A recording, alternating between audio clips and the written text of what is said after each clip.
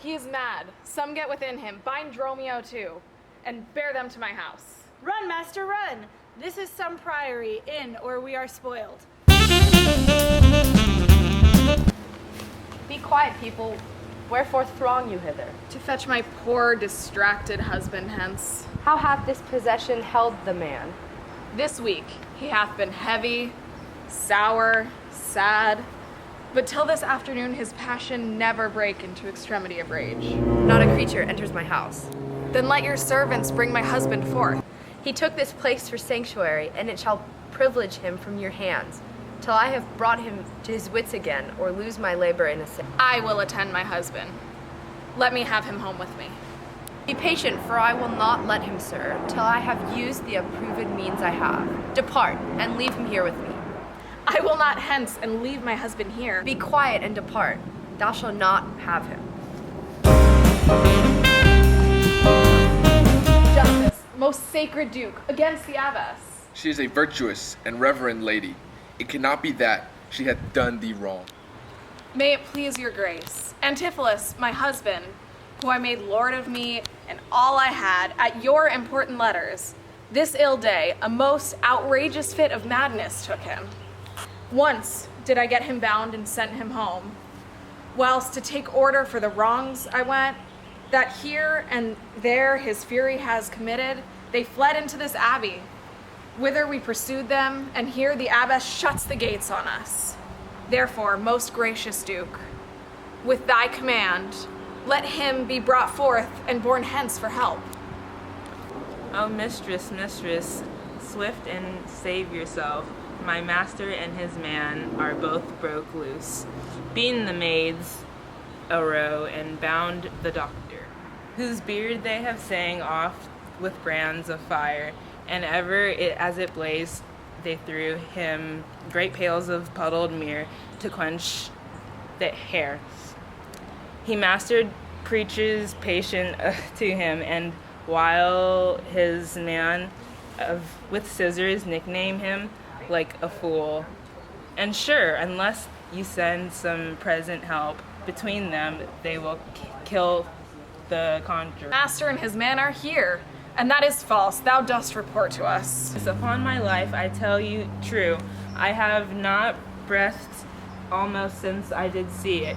He cries for you and vows, if he can take you, to scorch my face and to disfigure you. Hark, I hear him, mistress. Fear nothing. Guard with halberds.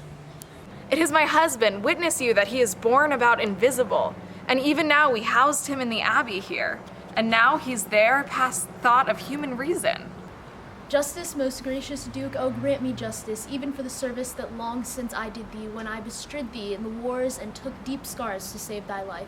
Even for the blood that then I lost for thee, now grant me justice. Unless the fear of death doth make me doth, I see my son Antipholus and Dromio. Justice, sweet prince, against that woman there, she whom thou gavest to me to be my wife, that hath abused and dishonored me, even in the strength and height of injury. Beyond imagination is the wrong that she this day hath shameless thrown on me. Discover how, and thou shalt find me just. This day, great Duke, she shut the doors upon me, while she with harlots feasted in my house. A grievous fault. Say, woman, didst thou so? No, my good lord. Myself, he, and my sister today did dine together, so befall my soul, and this is false he burdens me withal. My liege, I am advised what I say, neither disturbed with the effect of wine, nor heady rash provoked with raging ire. This woman locked me out on this day from dinner. That goldsmith was with me then, who parted with me to go fetch a chain, promising to bring it to the Porpentine, where Balthazar and I did dine together, our dinner done, and he not coming thither. I went to seek him. That I this day of him received the chain, which God he knows I saw not, for the which he did arrest me with an officer. I did obey and sent my peasant home for certain ducats, he with none returned. Then fairly I bespoke the officer to go in person with me to my house. By the way we met, my wife, her sister, and a rabble more of vile confederates. Along with them they brought me one Pinch, a hungry, lean-faced villain. This Pernicus slave, forsooth, took on him as a conjurer, and gazing in mine eyes, feeling my pulse, and with no face as 'twere out facing me, cries out I was possessed. Then altogether they fell upon me, bound me, bore me thence, and in a dark and dankish vault at home, there left me and my man, both bound together, till gnawing with my teeth my bonds in sunder, I gained my freedom, and immediately ran hither to your grace, whom I beseech to give me ample satisfaction for these deep shames and great indignities. I never came within these abbey walls, I never saw the chain, so help me heaven, and this is false you burden me withal. Most mighty Duke, vouchsafe me speak a word. Haply I see a friend will save my life, and pay the sum that may deliver me. Speak freely, Syracusian, what thou wilt. It's not your name, Sir called Antipholus, and it's not your boredom, Dromio. Within this hour I was his bondman, sir, but he, I thank him, gnawed into my two cords. Now I am Dromio, and his man unbound. I am sure you both of you remember me. Ourselves we do remember, sir, by you, for lately we are bound as you are now. For you are not Pinch's patient, are you, sir? Why, you look so strange on me. You know me well. I never saw you in my life till now. Oh, grief had changed me since you saw me last, and careful eyes with the times deformed hand. Have written strange new features in my face, but tell me yet, dost thou not know my voice? Neither. Dromio, nor thou? Ask me, sir, nor I. I'm sure thou dost. Ay, sir, but I am sure I do not. I never saw my father in my life. But 7 years since in Syracusa? I never saw Syracusa in my life. Most mighty Duke, behold a man that is much wronged.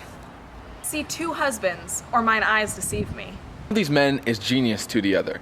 And so, of these, which is the natural man, and which is the spirit? I, sir, am Dromio. Command him away. Sir, am Dromio. Pray, let me stay. Aegeon, art thou not, or else his ghost?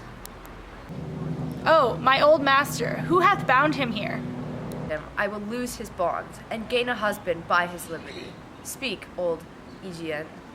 If thou be the man that hadst a wife once called Amelia, that bore thee at a burden 2 fair sons. Oh, if thou beest the same Aegeon, speak, and speak unto the same Amelia. Why here begins this morning's story right.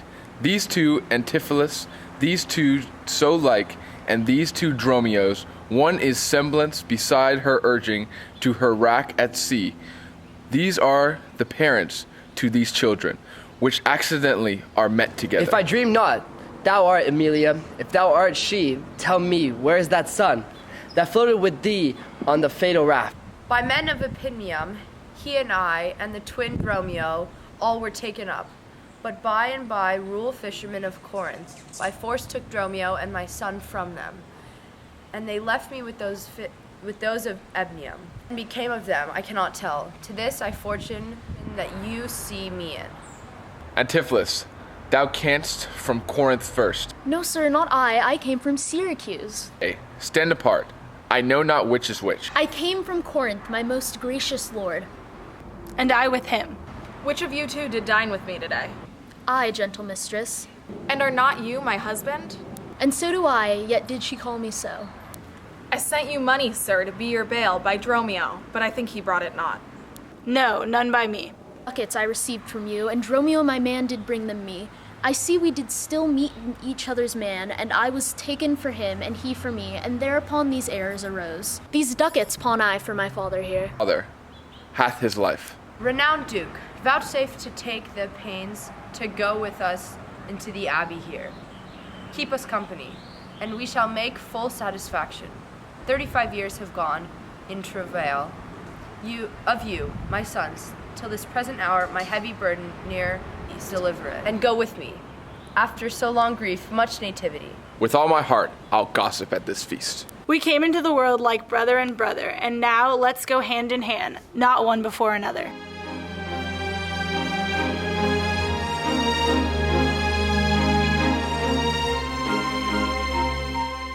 From Corinth, my most gracious lord.